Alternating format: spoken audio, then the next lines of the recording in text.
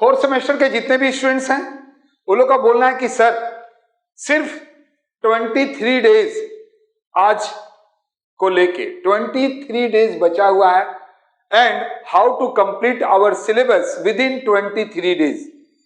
Sir ये possible है और not? Everything is possible in this world.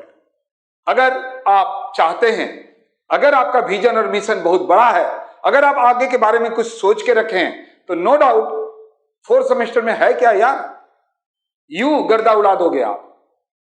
आइए हम आपको बात करते हैं कि 23 डेज में ये कंप्लीट हो सकता है या नहीं हो सकता है। तो सबसे पहले हम अपना बता दें, अगर कोई मेरे यहां ऑफलाइन में ज्वाइन किया था या फिर मेरे पास लाइव में अगर ज्वाइन किया था, तो 51 क्लास लगा, 51 क्लास हमने दिया, 51 क्लास, और उस 51 क्लास में 51 क्लास में कॉस्ट और टैक्स पूरा खत्म करवा दिया। 51 क्लास का मतलब 51 घंटा, 51 आवर्स, और आपके पास 23 डेज है।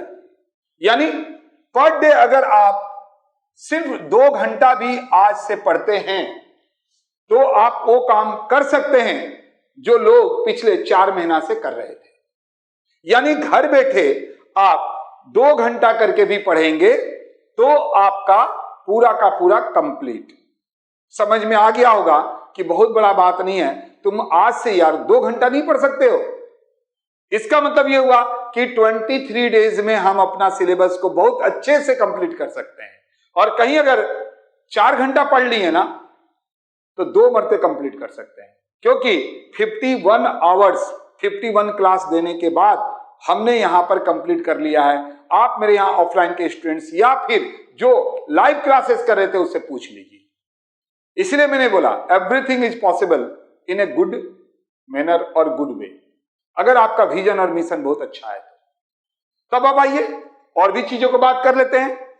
सीएमए में आप जानते हैं एबीसी कॉस्टिंग है, joint product, by product, short term, budget, marginal और स्टैंडर्ड। आपको सभी को पता है कि बजट से कैश बजट या फ्लेक्सिबल बजट आता है। दोनों को करके जाना चाहिए, ये नहीं पूछना चाहिए कि सर कौन सा करें। इसी तरह से मार्जिनल कॉस्टिंग और स्टैंडर्ड कॉस्टिंग, ये दोनों आप देख रहे हैं, ये दोनों का दोनों फॉर्मूला बेस है, इसीलिए इसको भी बहुत अच्छे से करना चाहिए। अब शॉर्ट टर्म डिसीजन मेकिंग और ज्वाइंट प्रोडक्ट और बाई प्रोडक्ट में और करके आता है। यानी मैं अगर बोलूं आपको तो शॉर्ट टर्म डिसीजन मेकिंग करना चाहिए, और रह गया एबीसी कॉस्टिंग, ये आपको अलग से करना है। तो यहां पर सिर्फ 6 चैप्टर है। अगर आप ऐसे भी सोच लेना कि हम पर डे 1 चैप्टर करेंगे तो यहां पर आपको 6 दिन लगेगा। पर डे 1 चैप्टर बहुत बड़ा बात नहीं है, पर डे 1 चैप्टर आप आराम से कर सकते हैं। अब टैक्स के अंदर आइए भाई। टैक्स के अंदर क्या है?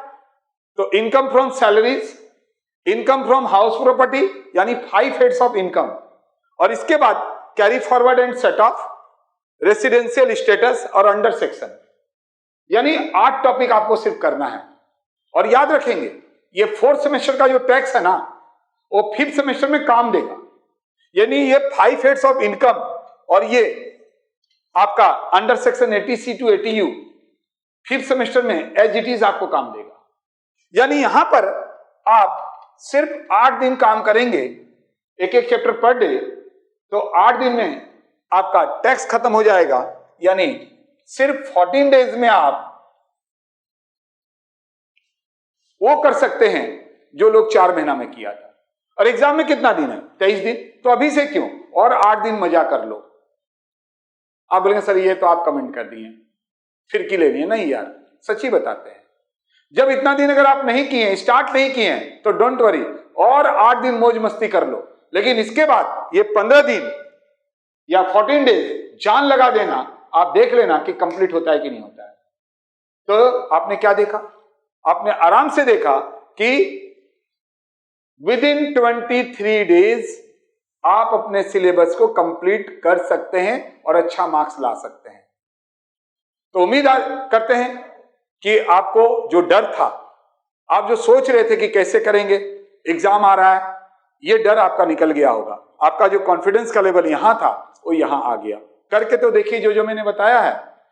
बाकी अब पर डे 4th सेमेस्टर के लिए ही सारे वीडियो आएंगे, इसीलिए ज्यादा से ज्यादा चैनल को अभी तक सब्सक्राइब नहीं किए तो सब्सक्राइब कर लीजिए।